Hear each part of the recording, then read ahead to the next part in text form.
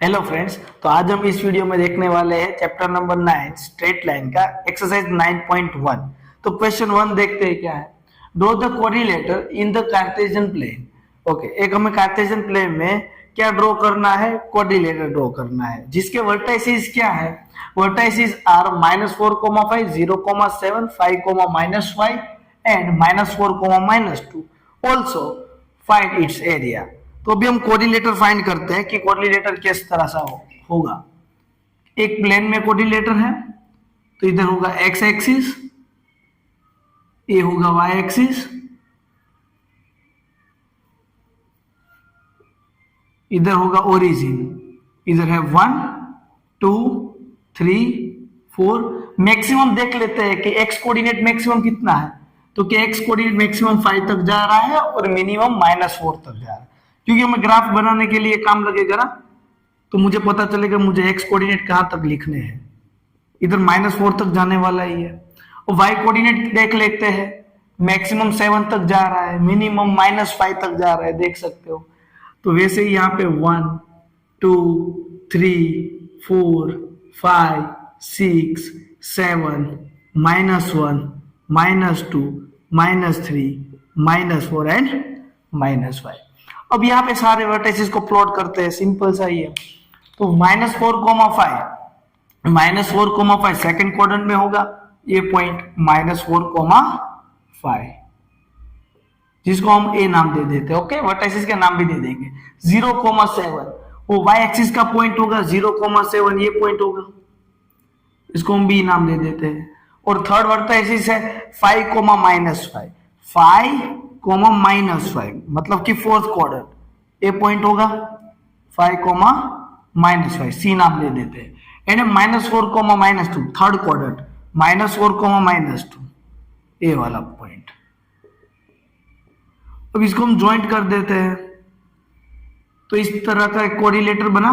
Coordinator का meaning कि जिसकी 4 साइड हो उसको बोलते हैं कोऑर्डिनेटर, 3 साइड होते हैं उसको बोलते हैं ट्रायंगल। तो भी इस कोऑर्डिनेटर का हमें एरिया फाइंड करना है। पहली बात तो कोई भी टाइप का कोऑर्डिनेटर दिख नहीं रहा, तो हमें किस तरह से एरिया फाइंड करना है। तो मैंने इसके अगले वाले वीडियो में आपको एरिया ऑफ ट्राइंगल सिखाया था, उसका प्रूफ भी दिया था फॉर्मूला का। उसी कॉन्सेप्ट का यूज करके इसका एरिया निकालना है। सिंपल सा ही है, कैसे निकालेंगे देखो। यहाँ पे मैं कोई एक डायगोनल ड्रॉ कर सकता हूं, मैंने एसी डायगोनल ड्रॉ कर लिया। आप ए बी डायगोनल ड्रॉ कर सकते हो।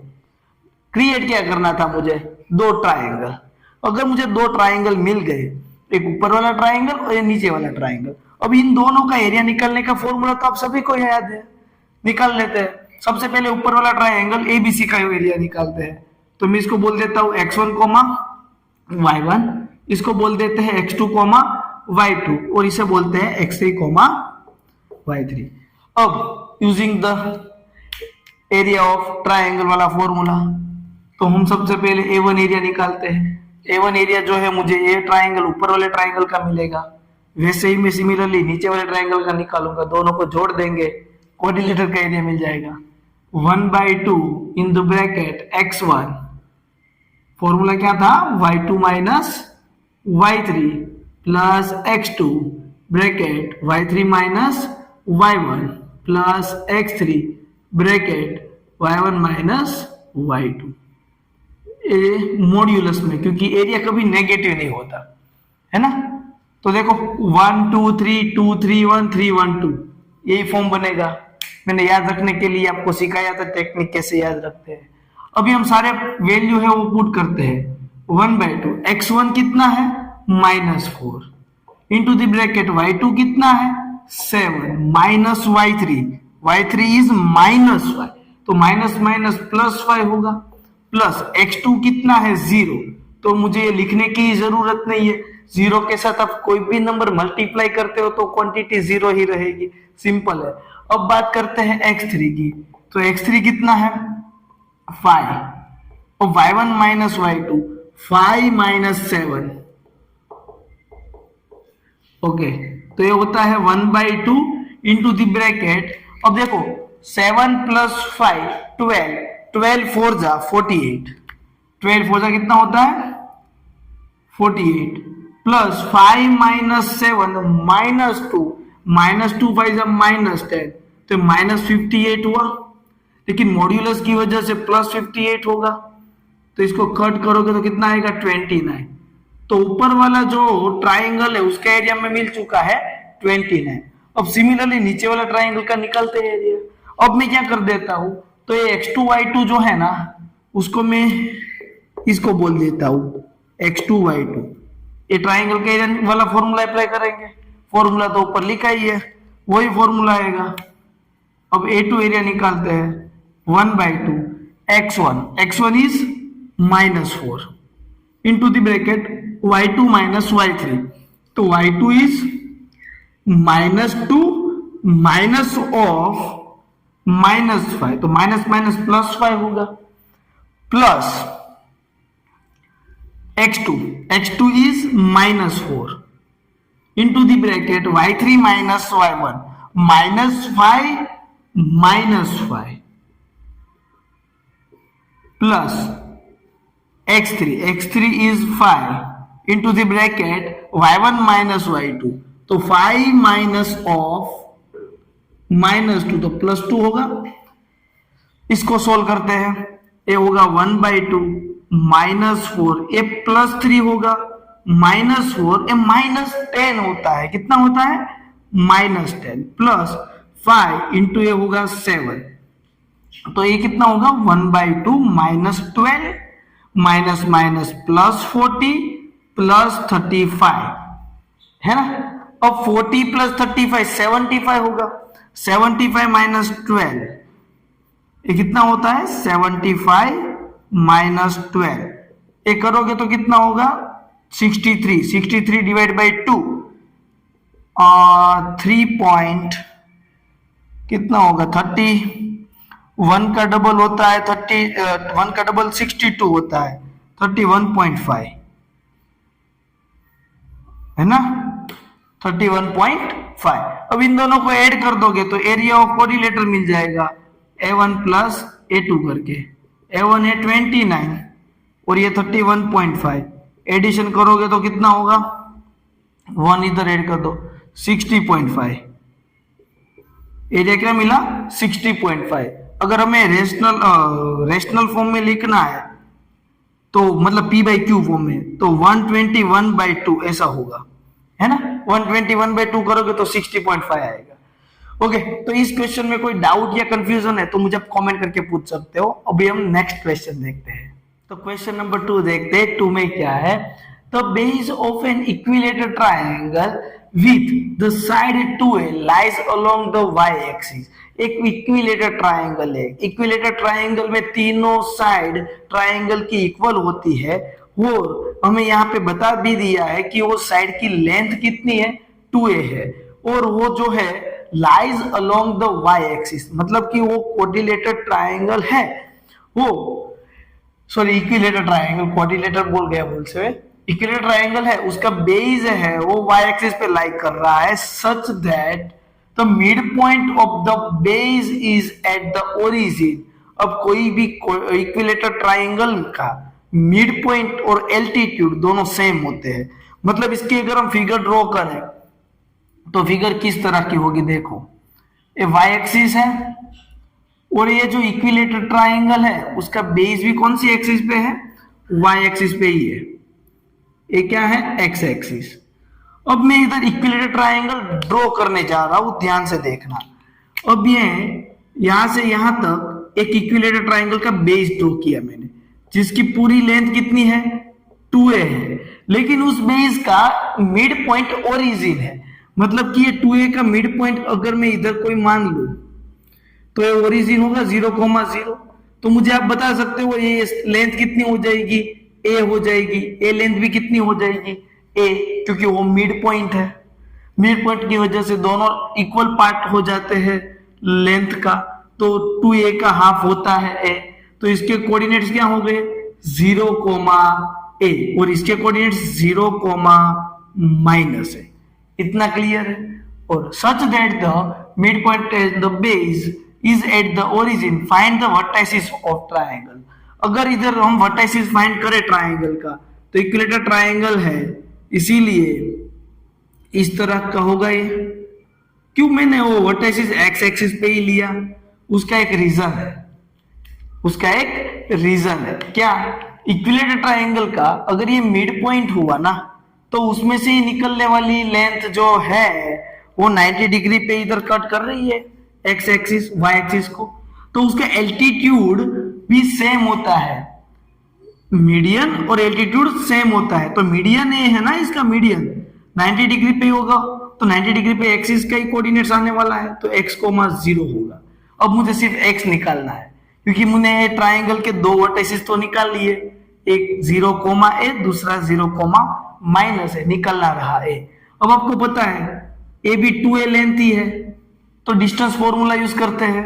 इधर मैं o a b ऐसा नाम दे देता हूं। तो OA डिस्टेंस हमें पता ही ये 2a है, लेकिन OA डिस्टेंस का फॉर्मूला क्या होगा? Under root x1 minus x2 0 minus x square plus y1 minus y2, distance formula use किया मैंने, is equal to 2a। Squaring on both the side, तो रूट हट जाएगा, तो इधर क्या हो जाएगा? x स्क्वायर, मैंने क्या किया है? Squaring on both the side, तो स्क्वायर स्क्वायर रूट कैंसिल ना। ओके, अब x स्क्वायर, अब इधर क्या होगा? a स्क्वायर होगा। क्या होगा? a square equal to 2a square का होता है 4a स्क्वायर। a स्क्वायर इधर जाएगा तो क्या होगा? 4a square minus a square 3a square, taking square root on both the side, then x is equal to plus और minus root 3a square. a square का a बाहर निकल जाएगा तो रूट 3a। तो आपको दो पॉइंट्स मिले, माइनस रूट 3 कोमा है। क्यों माइनस मिला? क्योंकि इक्विलेटरल ट्रायंगल इधर भी पॉसिबल है ना, अगर बेस a हुआ तो ये होगा माइनस रूट 3a कोमा 0, अगर पॉजिटिव लेते हो तो रूट 3a कोमा 0। तो हमें तीनों वर्टाइसिस मिल चुके हैं। वर्टाइसिस क्या है उस इक्विलेटरल ट्रायंगल के? 0, a, 0, माइनस है, एंड थर्ड वर्टाइसिस है रूट 3a कोमा 0। अगर हम दूसरे ट्रायंगल की बात करें तो 0, a, 0, माइनस है, एंड माइनस रूट 3, a, 0 ऐसा होगा। अगर इसमें कोई डाउट कंफ्यूजन है तो कमेंट करके पूछ सकते हो। एंड नेक्स्ट क्वेश्चन देखते हैं। अगर इस चैप्टर के सारे वीडियोस देखने हैं तो इसी वीडियो के डिस्क्रिप्शन पे जाओगे तो आपको इस चैप्टर का प्लेलिस्ट मिल जाएगा, वहां से आप सारे वीडियो देख सकते हो। क्वेश्चन 3 देखिए। थर्ड क्वेश्चन देखते हैं। थर्ड में क्या है?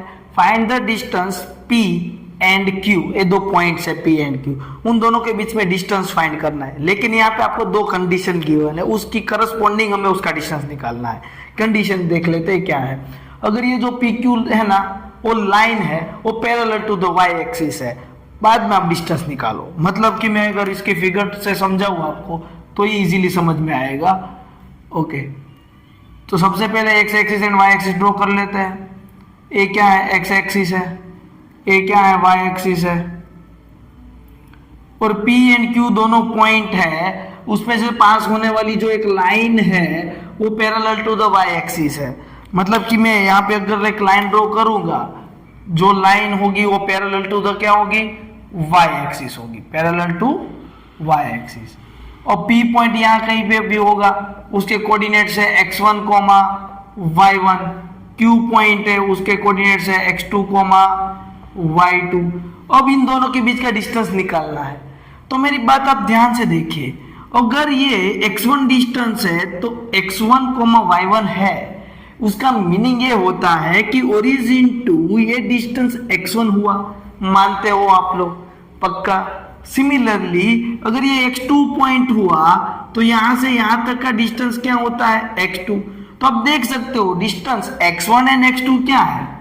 ये जो फर्स्ट केस है कि अगर PQ जो है वो पैरेलल हो, पैरेलल टू द अगर y एक्सिस हो, तो मुझे आप एक बात क्लियरली कह सकते हो कि x1 और x2 कोऑर्डिनेट्स क्या हो जाएंगे? सेम। यहाँ पे आप कोई भी कोऑर्डिनेट्स उठा लो जो parallel to the y axis है, उसमें x कोऑर्डिनेट फिक्स रहेगा।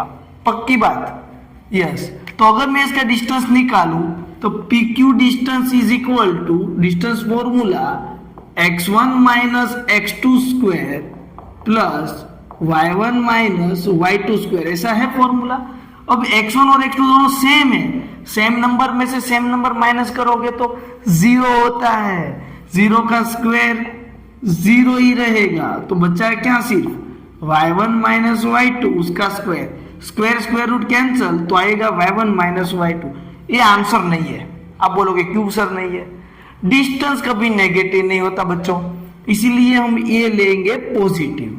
तो पी क्यू डिस्टेंस क्या लेने वाले हैं? डिफरेंस लेंगे y1 y2 का, लेकिन पॉजिटिव डिफरेंस लेंगे, है ना। क्योंकि आप देख सकते हो इतना डिस्टेंस क्या होगा y1, इतना क्या होगा y2, इन दोनों का सम ही आने वाला है। ओके, क्लियर हुआ। अब सेकंड केस देखते हैं। सेकंड क्या है कि P Q is parallel to X axis. अगर आप एक्स एक्स के साथ कोई पैरेलल ड्रॉ करो लाइन, अगर कोई लाइन एक्स एक्स के साथ कोई पैरेलल आपने ड्रॉ किया और पी पॉइंट मान लो यहीं कहीं है x1, y1, क्यू पॉइंट यहां कहीं है x2, y2, तो आप क्लियरली देख सकते हो कि ओरिजिन से वो हाइट y1 होगी और ये हाइट y2 होगी। क्यों? क्योंकि ये x1, y1 है, तो आप x1 डिस्टेंस यहाँ पे जाओगे और हाइट y1 लोगे, x2 डिस्टेंस यहाँ पे जाओगे, हाइट y2 लोगे। लेकिन आपको पता है पैरेलल होने की वजह से y1 और y2 दोनों रहते कैसे हैं? सेम रहते हैं। y1 इक्वल टू ही क्या होगा? y2 होगा, है ना, पक्की बात। अब डिस्टेंस निकालोगे तो P Q is equal to under root x1 minus x2 square plus y1 minus y2 square. अगर यहाँ पे ये दोनों सेम नंबर है तो ये क्वांटिटी 0 हो जाएगी, 0 का स्क्वायर 0 रहता है, बचेगा सिर्फ x1 minus x2 square, square square root cancel, और आंसर हम पॉजिटिव ही लेंगे। तो आंसर क्या आएगा? Modulus x1 minus x2। बस ये क्वेश्चन था, इसमें कोई डाउट है तो मुझे कमेंट करके पूछ सकते हो। अगर आपने मेरी चैनल को सब्सक्राइब नहीं किया तो सब्सक्राइब करो, जैसे मैं वीडियो अपलोड करूँ तो आपको आसानी से मिल जाए। अगर फ्रेंड्स वीडियो अच्छे लगे हो तो कमेंट करके जरूर बताना। इसी चैप्टर का पूरा चैप्टर देखना है तो डिस्क्रिप्शन पे ही प्लेलिस्ट मिल जाएगा। हमारे टेलीग्राम ग्रुप की चैनल भी है, वहाँ पे भी आप ज्वाइन हो सकते हो। जैसे मैं अपडेट करूँगा वो आपको मिलती जाएगी। Okay friends, thank you friends. अब हम नेक्स्ट क्वेश्चन नेक्स्ट वीडियो में देखेंगे।